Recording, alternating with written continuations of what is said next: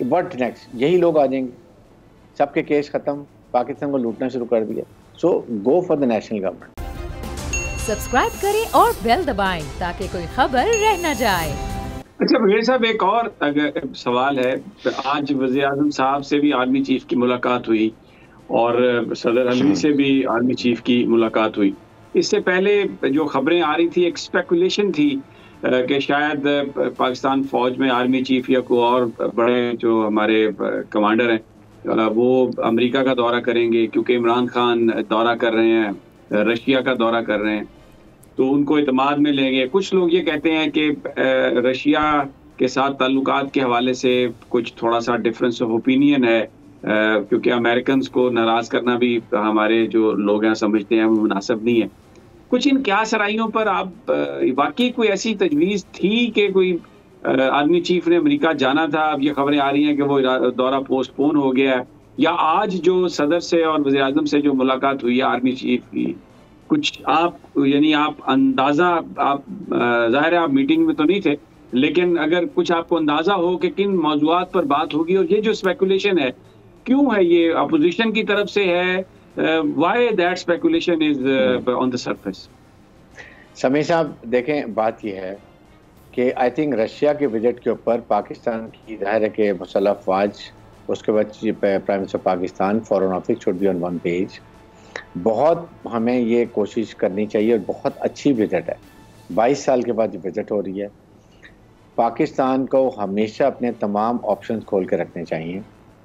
अगर आप ये देखें कि इस वक्त हमारे रीजन के अंदर सबसे अहम ममालिक दो हैं, चाइना और रशिया।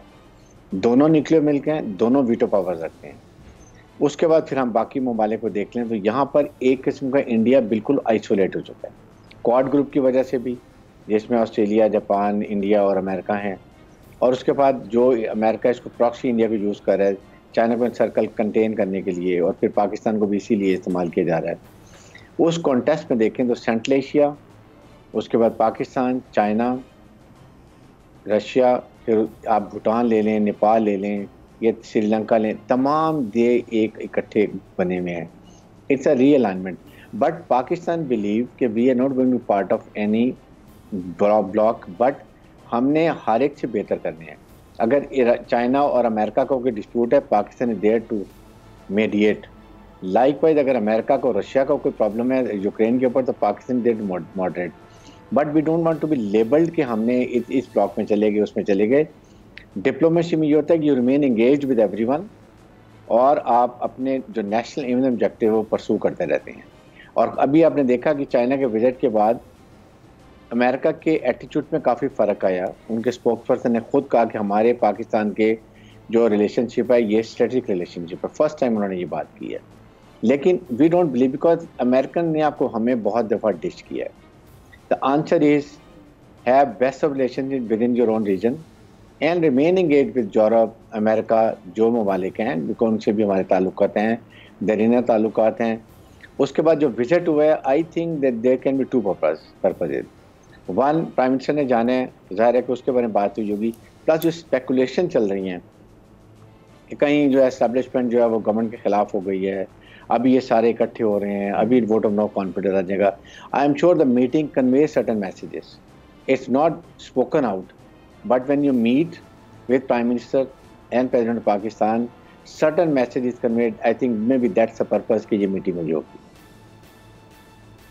अच्छा, मैसेजेस तो होंगे, लेकिन एक जो स्पेकुलेशन को ज़रा थोड़ा सा हम अगर डीप जाके देखें तो ये कहानी चल रही है कि शायद कोई ऐसा सेटअप बनाने के बारे में भी कहीं ना कहीं कोई सोच मौजूद है कि अगर वज़ीर आज़म साहब के ख़िलाफ़ नो कॉन्फिडेंस हो जाता है, कुछ अरकान टूट जाते हैं, तो फिर कोई ऐसा कोई सेटअप होना चाहिए टेक्नोक्रेट्स पर, कोई अगले साल डेढ़ के लिए जो एहतसाब भी कर सके, इकोनॉमी को भी सही रास्ते पे डाल सके, और फिर उसके बाद इलेक्शन हो। आप इस आइडिया से, मैं आपकी पर्सनल ओपिनियन जानना चाहता हूँ कि do you agree with this, या आप समझते हैं कि नहीं, सिस्टम को इसी तरह चलना चाहिए?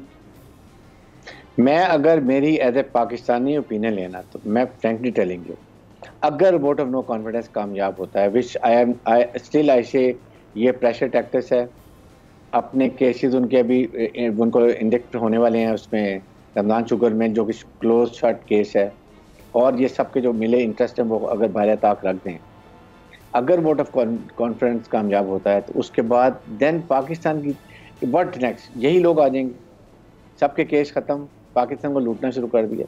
सो go for the national government. National government का मतलब है कि आप टेक्नोक्रेट्स लेकर आएँ, अच्छे लोग लेकर आएँ, आपके पास सेनेट आपके पास मौजूद है, सेनेट में से हैंड पिक लोग करें और लेकर आएँ, और देन क्लियर द मेस।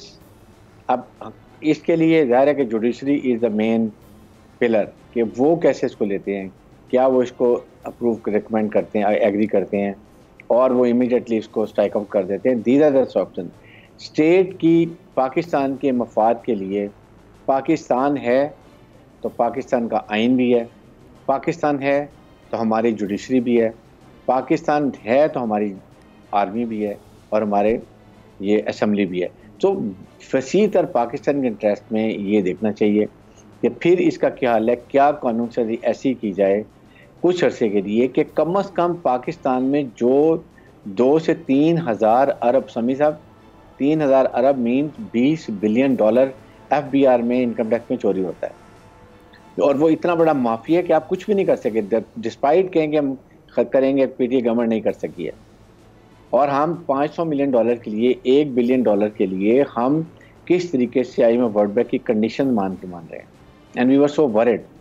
तो हमें अपना इन हाउस तो ठीक करें, आप अपने मुल्क के माफिया को तो ठीक करें। हम इसको कैसे ठीक कर सकते हैं, इसका हल जो है वो यही है कि कहीं ना कहीं बैठ के मुल्क के लिए, बेहतरी के लिए कोई लोग बैठ के फैसला करें। बांग्लादेश में भी ऐसे ही हुआ, बांग्लादेश देखें कहाँ चला गया है। आज इलेक्शन कराएंगे वही लोग आ जाएंगे, आपने क्या गेन किया, वो उसके बाद विक्टिमाइजेशन दूसरी पार्टी की शुरू हो जाएगी। एक इसके बजाय आप फिर प्रेसिडेंशियल फॉर्म में, ऑनेस्टली ये आई हैव नो आइडिया कि what is brewing up. Presidential form में यही फायदा है कि आपके पास 22 करोड़ अवाम बैठे हैं। President of Pakistan can hand pick technocrats, best of people, ministers, उसके बाद advisers, instead of being blackmail from these 342 MNA जो हमारे नेशनल असेंबली के होते हैं। उनका क्राइटेरिया सिलेक्शन का क्या है हमें पता है, कैसे होते हैं, किसके पास पैसा होता है। क्या आप, मैं या रिमशा या कोई और ऐसे MNA या MP बन सकते हैं? नहीं बन सकते। तो इसलिए फिर उनका काम फिर क्या रह जाता है, सिर्फ लेजिस्लेशन, आवाम की फलाह के लिए कानून साजी। देखें MNA MP के लिए कोई आएगा खड़ा ही नहीं होगा। आप अभी लोकल बॉडीज आ रहे हैं, everybody want to become mayor और district chairman because the fund उधर जाते हैं। तो ये हमारे सिस्टम को कोई ना ठीक करे। पाकिस्तान को बचाने के लिए हमें, इस्लामिक मुल्क हैं, न्यूक्लियर मुल्क हैं, हमारी जियोस्ट्रेटिक लोकेशन बहुत अच्छी है। What we need is honest leadership. उसके बाद आप उसको इकोनॉमिक तरक्की कर लें, अपने फैसले अपनी मर्जी के मुताबिक करें। अपनी मर्जी मीन पाकिस्तान के मफाद की खातिर जो वो फैसले करें, IMF वर्ल्ड बैंक के चुंगल से निकल लें। नेल्सन मंडेला से एक दफ़ा किसी ने बड़ा पूछा था कि what do you think and what is the difference between leader and politician. He said कि politician thinks about the next elections and the leader thinks about the next generation. So this is the difference, that is what we all, हमने पाकिस्तान में रहना है, हमारे बच्चों ने रहना है। क्या हमारे पेरेंट्स, हमारे ग्रैंड पेरेंट्स जो पाकिस्तान हमारे लिए छोड़ के गए थे, क्या वो आज हम अपने बच्चों के लिए, अपने ग्रैंड चिल्ड्रन के लिए पाकिस्तान छोड़े हैं? This is a big question for whole of citizen Pakistan. Subscribe करें और बेल दबाएं ताकि कोई खबर रह न जाए।